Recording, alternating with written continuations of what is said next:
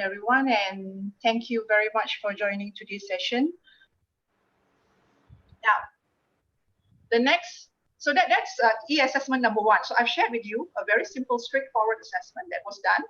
Students create a lesson plan. They didn't have to hand out in physical form, no papers, upload to the system, where for UPM, for example, we have Prof.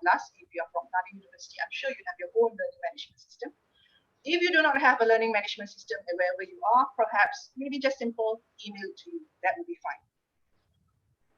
Now, I'm going to share with you the second e-assessment that we had for this course. So we wanted our students to create one video as a teaching aid for a selected topic for one subject in whatever school. And they were required to upload the video that they had actually created to YouTube. And once they have the YouTube link, they are required to submit it to the learning management system by week 13. Okay, so week 13. And we estimated that the student learning time, students will actually take about 12 hours of their time to complete this video assignment. And remember, I said that when you actually design your assessment, it has to be aligned to your learning outcome. So this is the learning outcome that I had shown you earlier. Develop instructional media for teaching and learning, which is at P4. And teamwork, TS. Now, this is the question where we actually gave our students. So the instruction was, this is a continuous assessment commencing from week 8 to week 14 of the semesters, right? So with your team members, produce an educational video clips related to the topic that you choose for your lesson plan. So it's a continuation of the first assessment, the first e-assessment that we actually had planned. So students had completed their lesson plan. Now it goes into the second phase of the assignment, which is to come up with the video. So students had the option of either acting in their own skit, in their own video, or they could actually curate some videos, some pictures, and make it into their own video, right? And we gave specific instructions that the video shouldn't be more than 7 minutes long. So based on my experience that when students really couldn't understand, they had a lot of confusion. So I made sure that when I had assigned this particular assessment, I provided the rubric together with the assessment tool. But what happened here is I had not actually taught them step by step, okay, this is how you click, this is where you click, this is what you do to create a video. They were actually left on their own based on the instruction that we had given. Create an educational video clip. Go to the next slide. So this is what the students were required to do. They had to upload to YouTube. Yeah, so I didn't teach them how to go into YouTube. I didn't teach them how to create their own account and all. They figured it out on themselves, by themselves. And by that particular deadline, all the URLs were up on my Blast, which you can see. They were uploaded on, Tuesday. So I can see this particular student creating it and uploading it at 12:53 a.m. It was very odd times. Such commitment. So yes, correct. Such commitment. They made it on time. They met the deadline. No question. I think, to be honest, if I can remember, none of my students were late.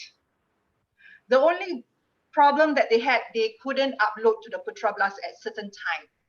So I think at that point of time, we as educators have to be flexible. We need to give a benefit of doubt to our students. Sometimes we feel that, are they telling me some lies here, just to extend their time and all that. But because we are using technology, right? Technology is never perfect. So we have to give them some time.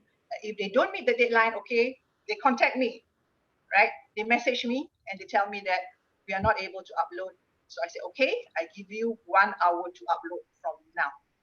And they managed to do it, which means that they actually had it prepared, completed. It's just that they couldn't upload it at that point of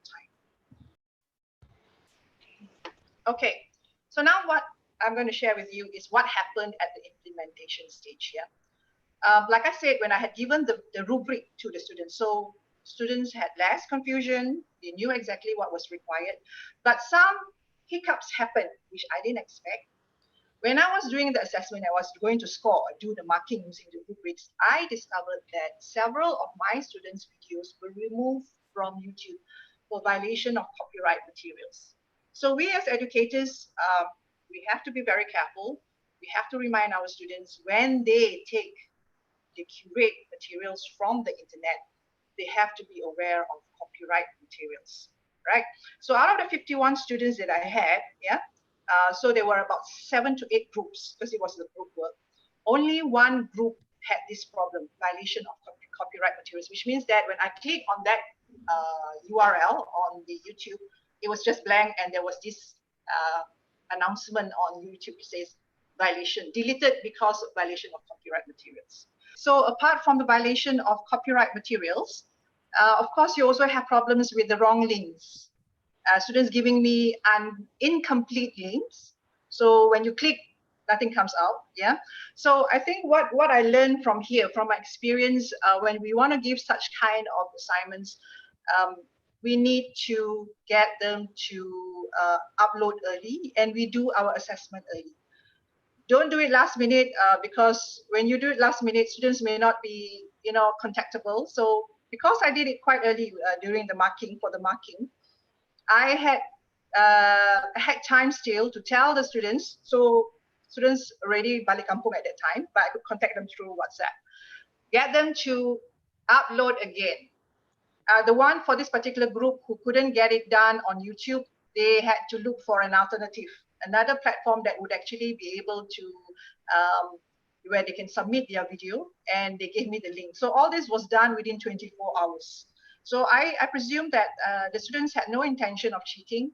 It's just that these are all some technical errors or technical problems that will crop up when we are dealing with digital assessments. Yeah?